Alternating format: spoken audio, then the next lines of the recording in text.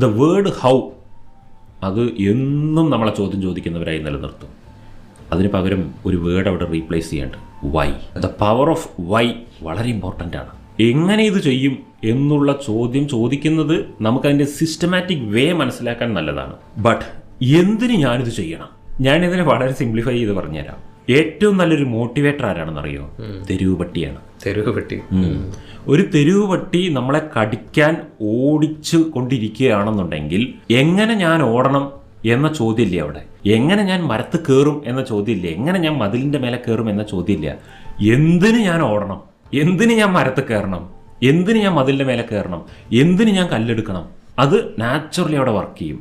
കാരണം ജീവൻ രക്ഷപ്പെടുത്തണം. അവിടെ വൈ എന്ന ക്വസ്റ്റ്യൻ നാച്ചുറലി വർക്ക് ചെയ്യുകയും ആ വ്യക്തിയെ പ്രവൃത്തി ചെയ്യുകയും ചെയ്യും.